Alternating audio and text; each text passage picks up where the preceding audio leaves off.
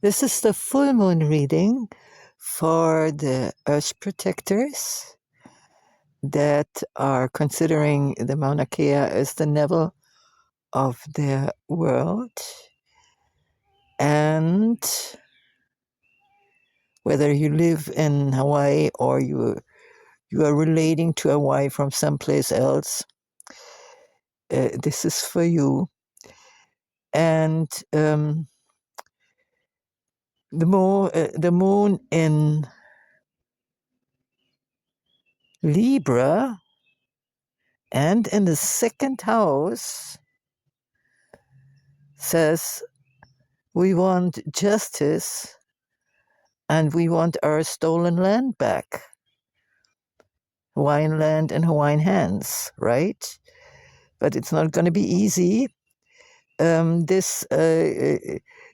This full moon will have a lot of tension. Here in opposition, the opposition is clear, is always on full moon, but we have the two squares to Jupiter.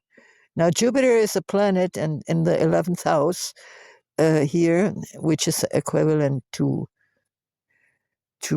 Aquarius, which is always benevolent, even if it's not positively aspected.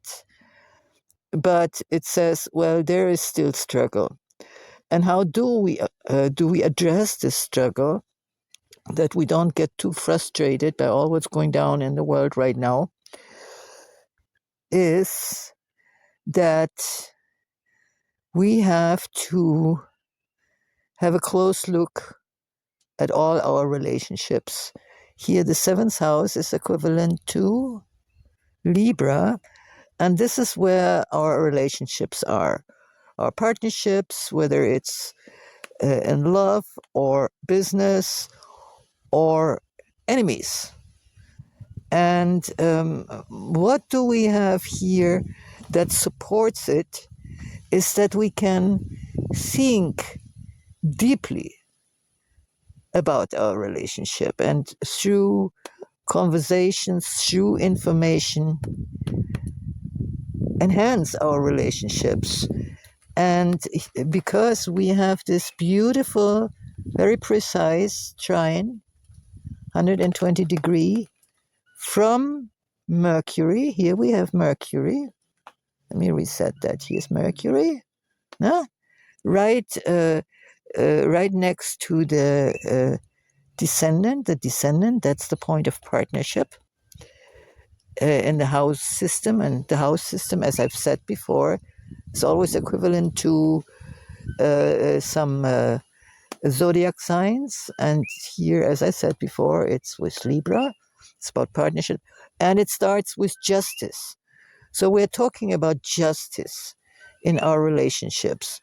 And that is coming in one or the other way into the public sphere, as the 11th house, as I said, is equivalent to Aquarius.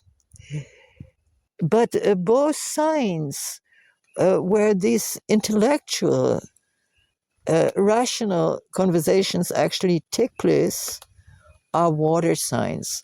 And all water signs, the first one being beautiful Cancer, where is the image of the Madonna, the Isis, the mother with a child, the sacred old image is located. And then second one here is not much right now in Scorpio. There's some in Scorpio. Very important because the 8th house here is so dominant through the sun. 8th house being equivalent to Scorpio.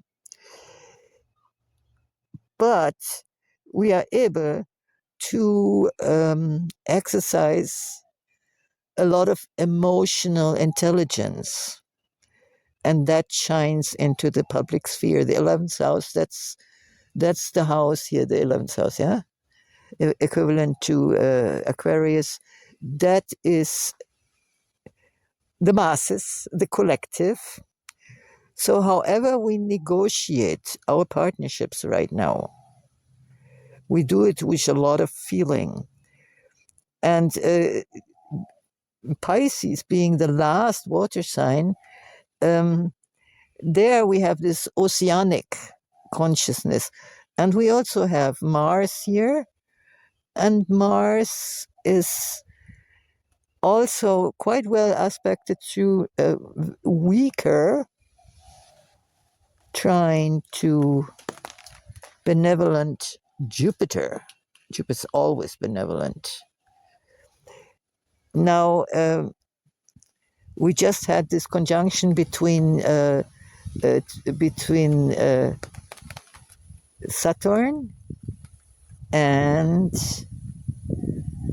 the floating Neptune. Neptune actually belonging into Pisces and now is in the fire.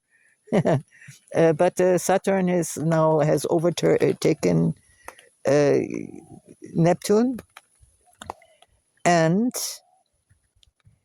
gives some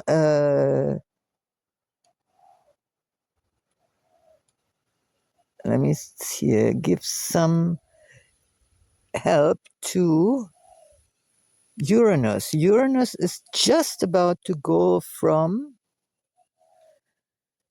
Taurus, first Earth sign, into Gemini.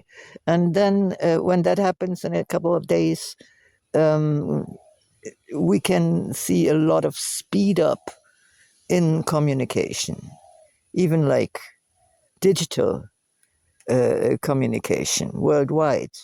But right now, still is Uranus at the end of Taurus and is kind of trying to make a revolution in our relationship to the land.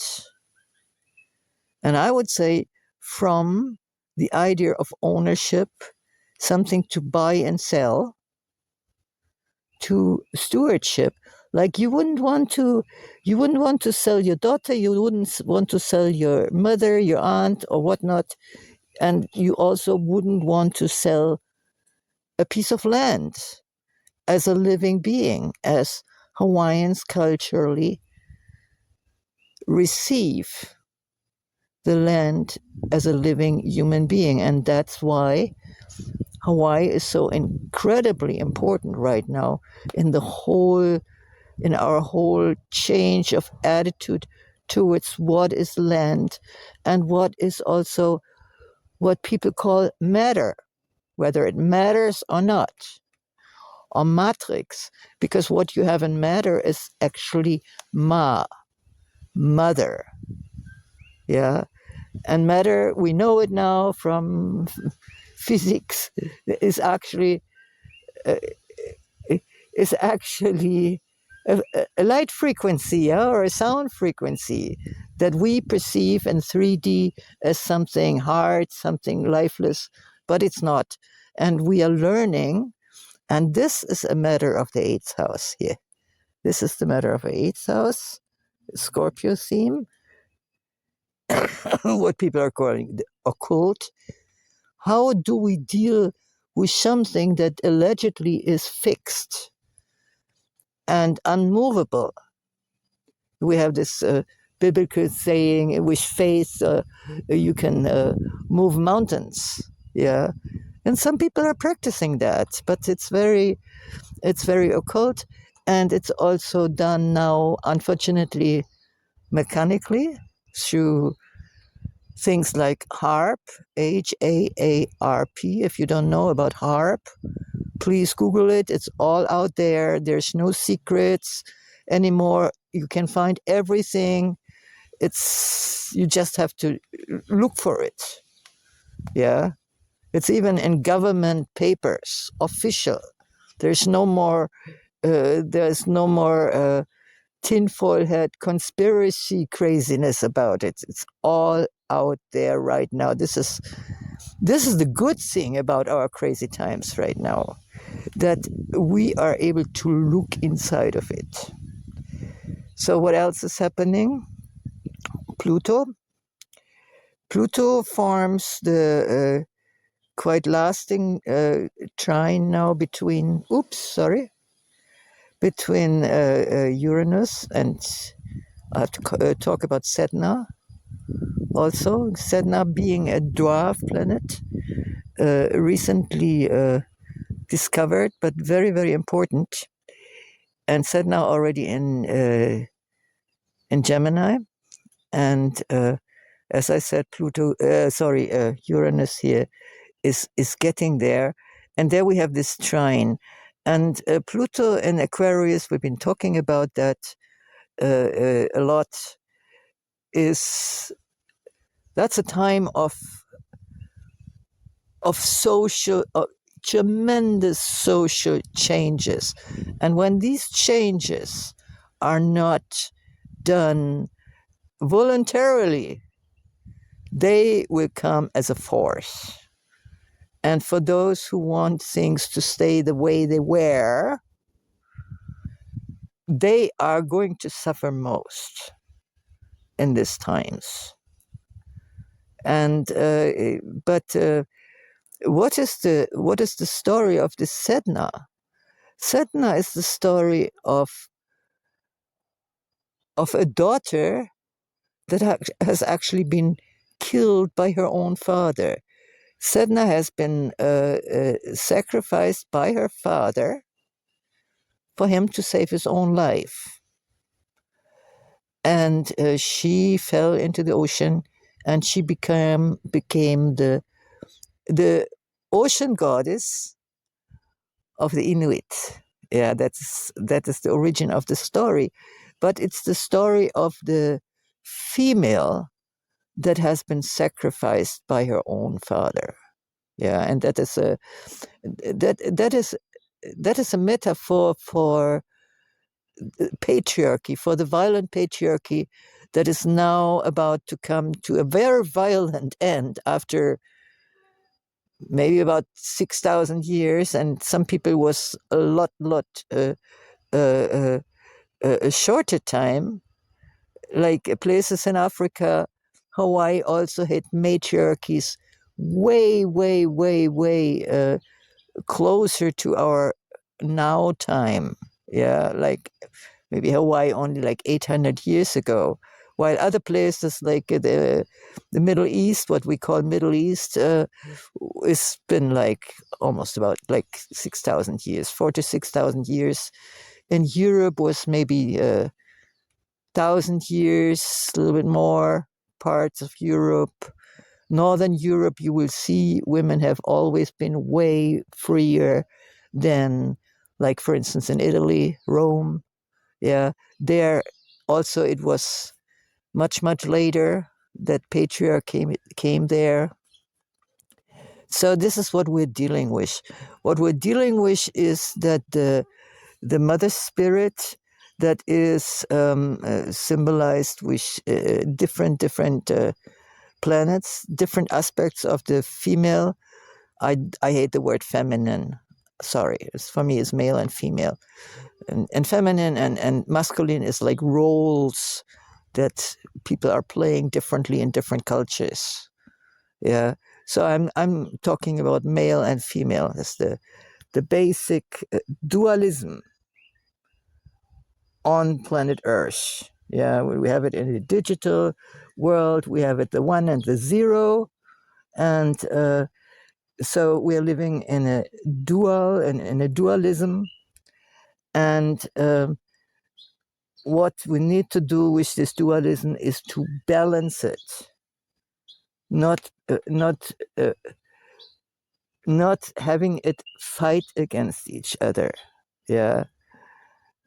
And you can have the polarity between dark and light, yeah, where the dark could stand for the womb, for the dark earth where the seed is buried. And there's a way of looking at this polarity not as a war. Now there's a lot of people right now that all the light workers and what have you, that they don't see this balance, and we have a great problem. Now I'm talking away from from astrology. Now I'm a little bit preaching, but here where I'm located right now, it's in Puna. We have all these fantastic rainbow warriors, and we have all these hippies, and everybody is seeking for enlightenment and not realizing that by seeking for enlightenment are projecting their shadow elements, that what they don't